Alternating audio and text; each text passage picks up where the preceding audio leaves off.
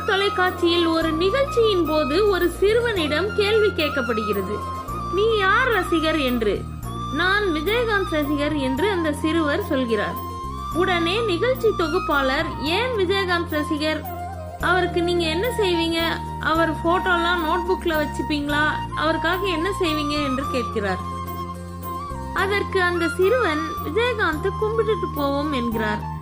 தொகுப்பாளர் அதிர்ச்சியாக, ஏன் அவரை கும்பிட்டுட்டு போவீங்க என்று கேட்க, அதற்கு அந்த சிறுவன், அவர் எங்க சாமி என்கிறார்.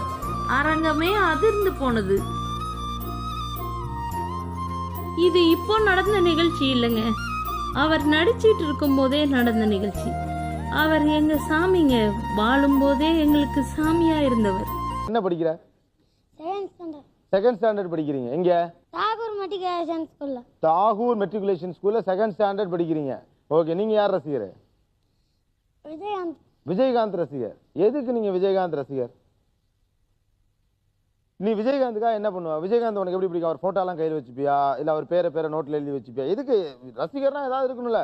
இப்போ பாருங்க, அண்ணன் சொல்றாரு எனக்கு அப்பா எவ்வளோ முக்கியமோ அவ்வளோ அஜித் முக்கியம் அப்படின்னாரு. அது மாதிரி விஜயகாந்த் உங்களுக்கு எப்படி எந்த அளவுக்கு பிடிக்கும்? என்ன பண்ணுவீங்க? விஜயகாந்த் போட்டோலாம் கையில் வாங்கி வச்சுப்பீங்களா? நோட்டு புக்கெல்லாம் வச்சுப்பீங்களா?